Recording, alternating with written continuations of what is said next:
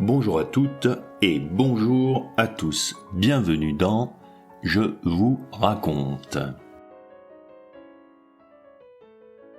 Aujourd'hui, je vous raconte la relation épistolaire que Barnave et Marie-Antoinette ont entretenue à partir de juillet 1791 jusqu'en janvier 1792. Cette correspondance commence peu après l'épisode de Varennes à l'initiative de la reine de France.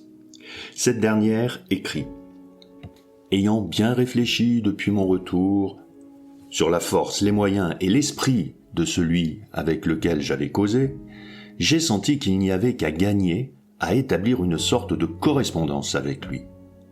Cette correspondance sera marquée bien évidemment du sceau du secret pour Marie-Antoinette et pour Barnave. Cette correspondance est donc soumise à des contraintes. Nous avons affaire à des messages secrets, des lettres codées, des messagers, des porteurs rentrent également en scène. C'est en quelque sorte, cette correspondance, un des nombreux off de la Révolution française, comme on pourrait le dire aujourd'hui. Mais avant de s'écrire, se connaissait-il déjà ? Eh bien oui, le député et la reine de France ont donc fait connaissance lors de l'épisode de la fuite de la famille royale vers la place forte de Montmédy, dans l'est de la France, et plus précisément au moment du retour de la famille royale de Varennes vers Paris. Barnave fait partie en effet des 3 commissaires désignés par l'Assemblée nationale pour ramener la famille royale à Paris. Tous se retrouvent le 23 juin 1791, peu avant la ville d'Épernay. Ainsi, avec Pétion et la Tour Maubourg, Barnave passe 2 jours avec le couple royal dans cette berline de retour, dans ce corbillard de la monarchie, ou bien encore dans ce convoi funèbre de la monarchie, selon les mots attribués à Camille Desmoulins, puis repris ensuite par Michelet. On devait être bien serré là-dedans. Cela aide à faire connaissance, et on s'entend plutôt bien. Et donc, une fois rentré à Paris, on décide de garder contact. C'est un petit peu ça. Mais comment sait-on qu'ils se sont écrits ? Eh bien, tout simplement parce qu'on a retrouvé leur correspondance. Ces lettres, en effet, ont été retrouvées dans un château en Suède. On peut penser que Marie-Antoinette les avait remises à Fersen. Elles ont été publiées une première fois en 1912 dans la Revue de Paris par celui qui les avait découvertes. Il s'agit de l'homme de lettres suédois Oscar Gustaf von Heidenstam, qui est né en 1840 et qui meurt en 1933, qui en tire ensuite un livre intitulé Marie-Antoinette, Fersen et Barnave. Cet ouvrage avait été publié en 1915 par Kalman Levy. Précisons que ce Oscar Gustaf von Heidenstam est totalement dévoué à la reine, au souvenir de la reine. Il veut montrer qu'elle est sincèrement attachée à la nouvelle constitution. Il est donc partial. De plus, il a fait des injonctions aux lettres de Marie-Antoinette, et ces lettres, il les a intégrées dans un récit qui comporte des erreurs concernant les dates, les lieux, etc., etc. Il est à noter cependant que l'historien français Albert Mathiès, grand spécialiste de la Révolution française, a néanmoins conclu à l'authenticité de ces lettres. De son côté, Georges Michon hésite, lui, à utiliser ces lettres quand il rédige un ouvrage concernant l'histoire du parti feuillant. Précisons aussi que pendant quelques années, on ne pouvait pas avoir accès directement à ces documents. Il faut dire aussi que les partisans de Barnave, et oui, il peut y avoir des historiens partisans, n'étaient pas prompts à reconnaître l'authenticité de ces lettres, puisqu'elles témoignaient bien d'une relation entre le révolutionnaire et la reine de France. Et, autrement dit, ces lettres étaient aussi la preuve que Barnave avait menti lors de son procès et qu'il avait bien été en contact régulier avec la veuve Capet. Les choses s'apaisent quand, dans les années 30, l'historien Georges Lefebvre considère que ce matériau épistolaire peut permettre une nouvelle approche de l'histoire du parti feuillant et que donc ces lettres ont droit de citer et qu'elles doivent être prises en compte. Une quarantaine de ces lettres vont paraître en 1934 chez l'éditeur Armand Collin dans un ouvrage qui a pour titre Marie-Antoinette et Barnave, correspondance secrète, juillet 1791, janvier 1792. Ces lettres feront aussi le bonheur des biographes, des romanciers, dont Stefan Zweig. Dans la biographie que Stefan Zweig va consacrer à Marie-Antoinette, Barnave apparaît comme profondément marqué par sa rencontre avec la reine après Varennes. L'auteur se plaît à décrire comment le révolutionnaire découvre chez cette dernière une dignité et une fragilité bien humaine qui le touchent. Stefan Zweig n'est pas historien, parce que les historiens, eux, ont toujours été réticents à utiliser ces documents pour leurs travaux. C'est vrai qu'il y a quelque chose de trop simple ou de trop évident pour les esprits qui se veulent critiques. Ces lettres se livrent d'ailleurs très facilement. Elles sont, osons le mot aussi, assez touchantes. Venons-en à la situation de la France en cet été 1791. Les feuillants tentent d'imposer l'idée d'une monarchie constitutionnelle. Durant le printemps et l'été 1791, les feuillants tentent de vendre l'idée d'une forme de dualisme salutaire entre l'Assemblée d'un côté et le roi de l'autre. Seulement, nous le savons, la fuite du roi met à mal cette vision, et c'est le moins qu'on puisse dire.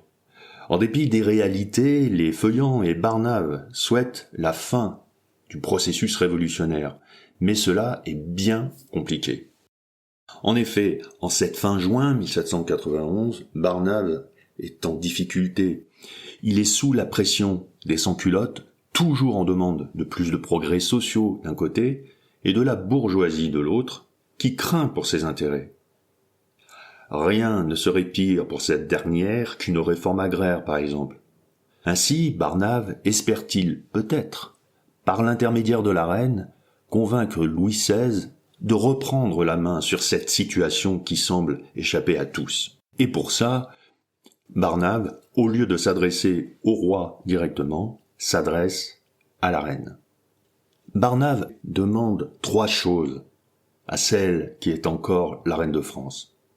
Il faudrait déjà que Marie-Antoinette et son époux admettent que le voyage vers Montmédy, pour ne surtout pas dire cette fuite, même si personne n'est dupe, il faudrait que le couple dise que ce voyage leur a ouvert les yeux sur la situation et que le peuple adhère aux idées nouvelles. C'est d'ailleurs en substance ce constat que Louis XVI fait quand il revient de Varennes vers Paris, et d'ailleurs il s'en ouvre auprès de Lafayette. Deuxièmement, Barnave voudrait que la reine incite les princes et les immigrés à rentrer en France. Et surtout, monsieur le frère du roi. Il faudrait aussi que Marie-Antoinette incite l'empereur d'Autriche à faire une déclaration d'amitié à la France. Ce dernier doit montrer qu'il n'est pas hostile au changement en cours. Et puis Barnave demande des tas d'autres petites choses à la reine. Il évoque la nomination des ministres, il évoque la couleur des uniformes à utiliser pour la garde du roi. Ou bien encore, Barnave demande expressément à Marie-Antoinette qu'on interdise la pièce de Grétry, cet opéra qui s'appelle Richard Cœur de Lion, cet opéra dans lequel il y a le fameux air « Ô Richard, ô mon roi », etc., qui sonne comme un hymne à la royauté. On voit aussi dans ces lettres que Barnave demande un petit peu à Marie-Antoinette, non pas de jouer les entremetteuses, mais d'espionner un petit peu et de regarder de plus près ce que pense Louis XVI. Ces échanges, disons-le factuels, qui traitent de l'urgence politique, sont aussi le moyen, pour elle et pour lui, de faire connaissance. Elle et lui ont besoin d'apprendre à se connaître. À ce propos, Mona Ozouf, l'historienne, parle d'un échange qui s'apparente, parfois, à une sorte de marivaudage. Barnave et la reine se livrent à une sorte de pas de deux, où la séduction rentre en jeu inévitablement. Parfois, l'un et l'autre font état de leurs sentiments, de leurs doutes. Parfois on se livre, mais dans d'autres courriers on reprend une certaine distance parce que elle et lui sont conscients de la place qu'ils occupent dans le jeu politique du moment. Puis, comme le souligne l'historienne, il faut rester prudent, car Marie-Antoinette et Barnave ont conscience qu'ils jouent non seulement leur vie politique, mais peut-être leur propre existence. Alors disons qu'on s'apprécie plutôt, mais qu'en même temps on se méfie. Barnave a de quoi se méfier. Il sait que Marie-Antoinette est une girouette. Il lui demande, dans ses courriers, de ne surtout pas changer d'avis. Il lui demande de se montrer ferme. Barnave sait que la reine est susceptible d'agir par calcul. Il lui écrit d'ailleurs qu'il connaît son caractère versatile. On pourrait dire que Marie-Antoinette est un petit peu adepte de la politique du en même temps. On sait en effet, puisqu'il y a des traces de sa correspondance, que Marie-Antoinette écrivait à d'autres personnes que Barnave, bien évidemment, notamment au célèbre Mercier Argenteau, et qu'elle écrivait aussi à Fersen. On peut donc lire qu'elle tient un double discours. Elle écrit à ces derniers qu'elle est obligée de ménager les constitutionnels, et donc qu'elle est obligée de ménager Barnave. Et cette dernière écrit d'ailleurs à propos de la Constitution que c'est un tissu d'absurdité et d'insolence. La correspondance de Marie-Antoinette met en évidence la duplicité de la reine. Alors la question, Barnave se doute-t-il de quelque chose? On ne sait pas vraiment, mais en tout cas, il la met en garde. Barnave écrit « Il ne faut pas placer dans deux systèmes différents sa conduite et ses espérances. » Barnave dit aussi à la reine qu'elle n'a rien à perdre et qu'elle a tout à gagner dans ce qu'il lui propose. Il lui rappelle qu'elle a toujours été regardée comme une ennemie et que lui, Barnave, peut changer la donne. Et entre parenthèses, cela nous montre aussi que l'image négative de la reine est très très ancienne et que cette image négative fait l'unanimité.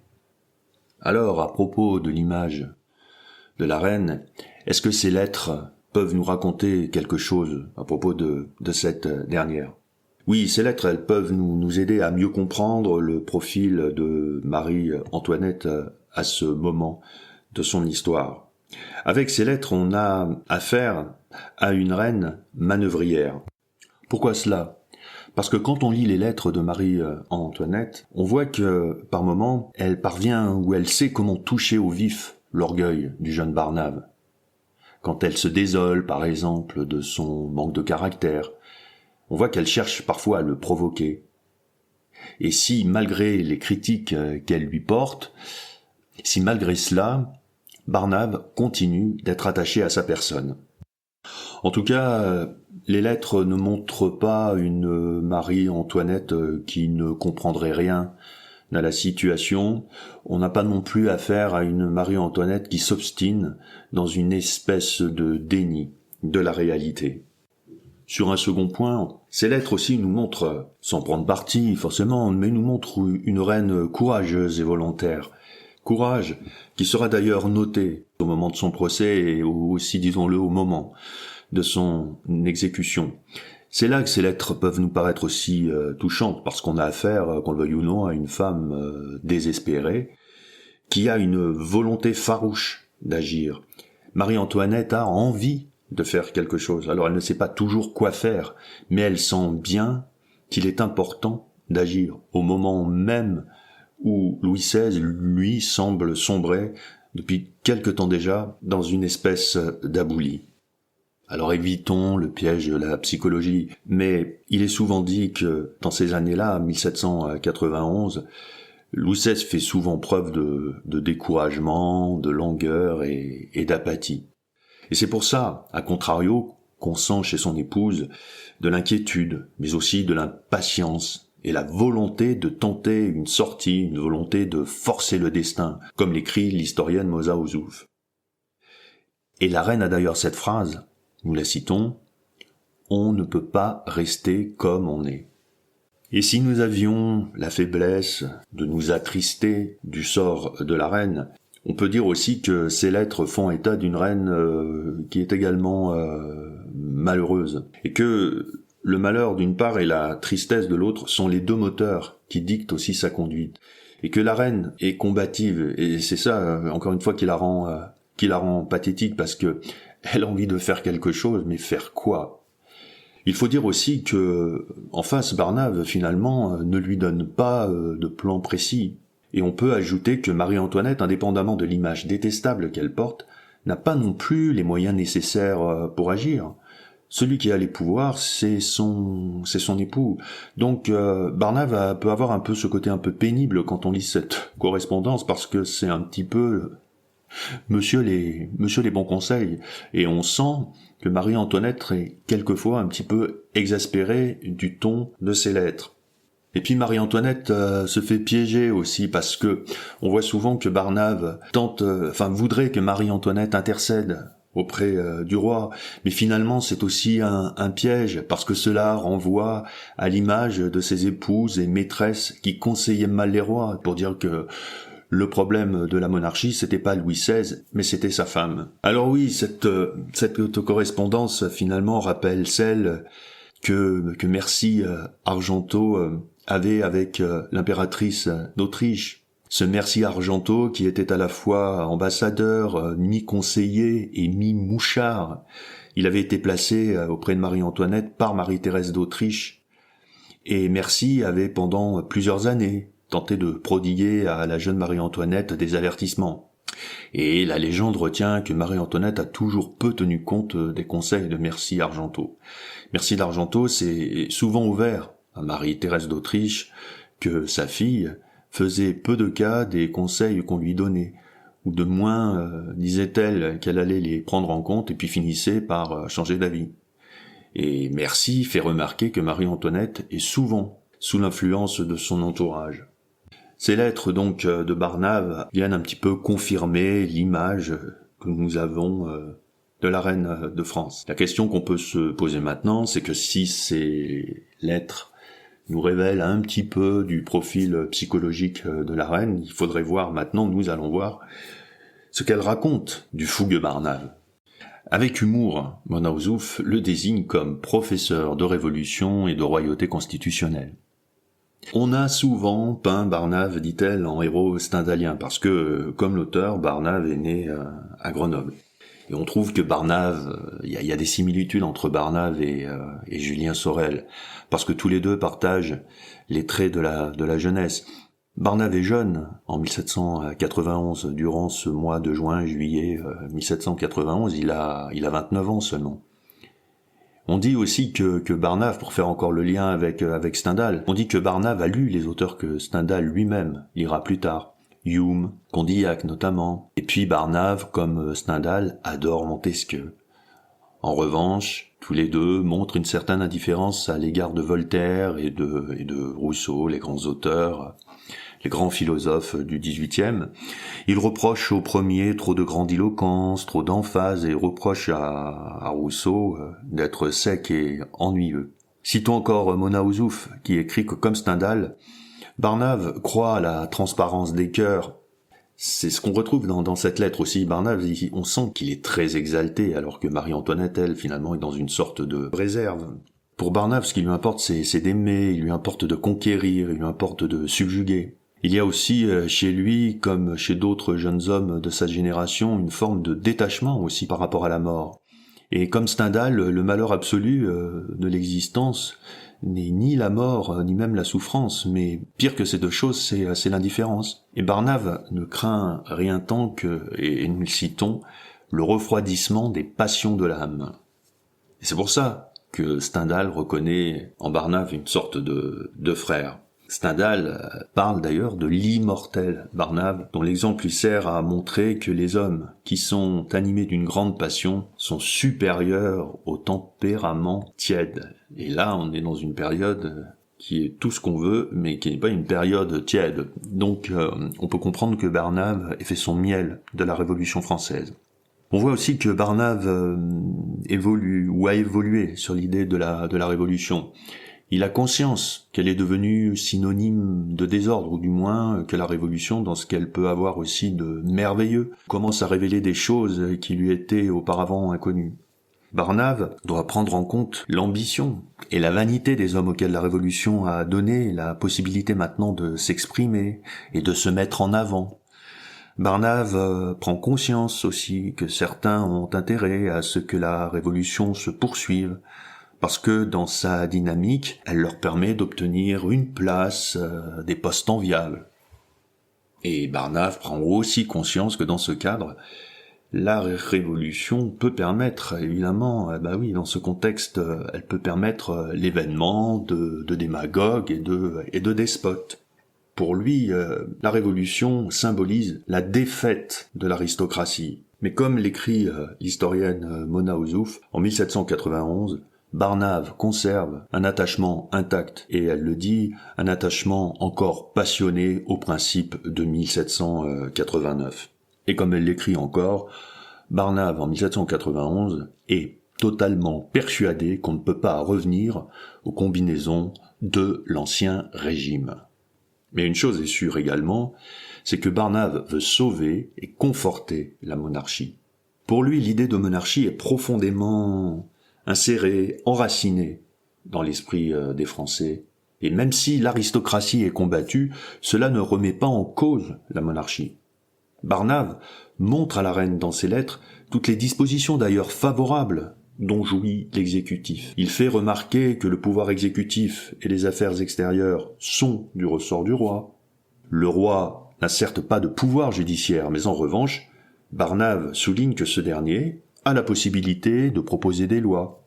Le roi jouit également du droit de grâce et du veto suspensif. C'est dans sa longue lettre du 28 août 1791 qu'il explique tout cela dans le détail à la reine.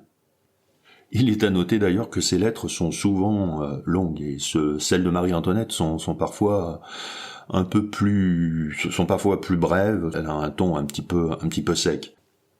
Donc, ce que tente de faire Barnave, Barnave, il tente finalement d'influencer, qu'il faut bien appeler l'opinion publique. C'est pour ça qu'il incite le roi à reconquérir les Français.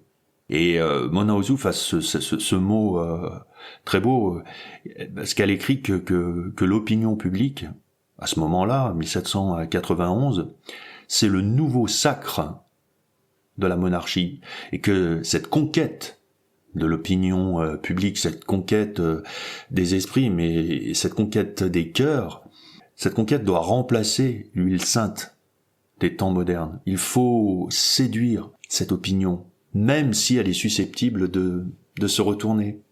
Et c'est pour ça aussi, on le voit dans les lettres, que Barnave encourage d'ailleurs le roi, qu'il encourage la reine, par exemple, à se montrer en public. Il demande à Marie-Antoinette d'aller à l'opéra, d'aller au spectacle, d'être présente lors des manifestations artistiques, d'aller aux expositions. Pour Barnave, tous les détails comptent. Et c'est le moins qu'on puisse dire, il sait que les Parisiens sont susceptibles, et que, de ce fait, le roi et la reine doivent absolument donner des gages d'adhésion, des gages de fidélité à la Constitution. Pour Barnave, il ne faut rien négliger, tout est important. D'autant plus, on le sait, que depuis l'installation de Louis XVI et de Marie-Antoinette aux Tuileries, maintenant le roi et la reine vivent sous les yeux des Parisiens, dans une grande proximité, pour ne pas dire dans une grande promiscuité, avec le peuple de Paris. En fait, on dirait aujourd'hui que Barnave joue les conseillers en communication de la reine, et qu'il tente aussi, comme on le dit encore aujourd'hui, de proposer un nouveau narratif. Mais malgré sa bonne volonté, Barnave échoue. Enfin, tous les deux échouent, ou du moins sont-ils emportés par les vents contraires. Disons-le, oui, la Révolution n'est donc pas finie pour tout le monde. Eh bien, nous arrivons au terme de ce podcast consacré à cet échange épistolaire entre la reine de France et le député Barnave. Tous les deux seront exécutés 2 ans plus tard, à quelques semaines d'intervalle. Le procès de Marie-Antoinette se tient les 14 et 15 octobre 1793 et elle est exécutée place de la Révolution le 16 octobre. Le procès de Barnave, lui, va se tenir quelques jours plus tard, les 27 et 28 novembre 1793. Les principaux chefs d'accusation retenus contre le révolutionnaire sont les suivants. Correspondance secrète et suivie avec Marie-Antoinette, notamment dans l'épisode qui nous concerne, celui de 1791-1792, et cela est présenté comme une preuve de collusion entre la famille royale, et c'est aussi la preuve d'une trahison du révolutionnaire. Certaines de ces lettres auraient été découvertes après la prise des Tuileries le 10 août 1792, mais pas dans la célèbre armoire de fer. On reproche également à Barnave sa participation à la politique constitutionnelle des feuillants, considérée par les montagnards comme une tentative délibérée d'endiguer la Révolution. On reproche également, on accuse Barnave, Fouquier-Tinville accuse Barnave, d'avoir voulu maintenir et restaurer l'autorité royale, et donc, de ce fait, d'attenter à la souveraineté du peuple. On accuse Barnave de complicité avec les comités autrichiens et les ennemis de la patrie. Autrement dit, on accuse Barnave d'intelligence avec les puissances étrangères. Et de manière générale, on accuse Barnave de crimes, de conspiration contre la liberté publique, et on l'accuse de contre-révolution. En effet, le tribunal, en novembre 1793, conclut que Barnave a trahi la nation en servant la cause du roi et de la reine contre la Révolution. Barnave est condamné à mort et guillotiné le 29 novembre 1793, place de la Révolution, un peu plus d'1 mois après la reine. Je vous raconte s'achève. Je vous remercie de votre attention et je vous dis à bientôt ou à plus tard pour un nouvel épisode consacré à la Révolution française.